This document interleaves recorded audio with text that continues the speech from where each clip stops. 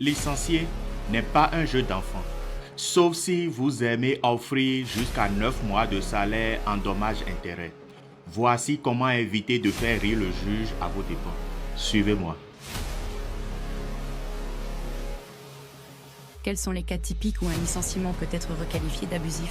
Un licenciement est dit abusif lorsqu'il ne respecte pas les conditions prévues par la loi, que ce soit sur le fond ou sur la forme. Par exemple, s'il repose en réalité sur des considérations discriminatoires comme l'opinion politique de l'employé, sa religion, son activité syndicale, etc., même si ce n'est pas exprimé ouvertement ou lorsqu'il n'est pas appuyé par un motif réel et sérieux, c'est-à-dire un motif objectivement vérifiable et lié à la conduite ou aux performances du salarié. Un autre cas fréquent est le fait pour l'employeur de refuser de reconnaître la rétractation d'une démission alors que le salarié s'est ravisé dans le délai raisonnable.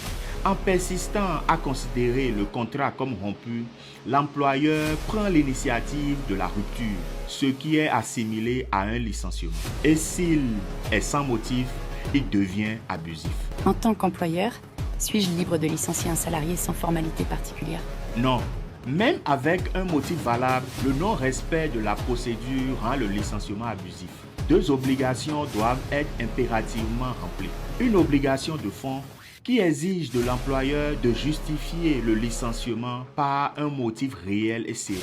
Et une obligation de forme qui veut qu'il notifie par écrit, indique le motif et respecte la procédure légale, c'est-à-dire éventuellement consulter les délégués du personnel et une autorisation préalable pour les salariés protégés.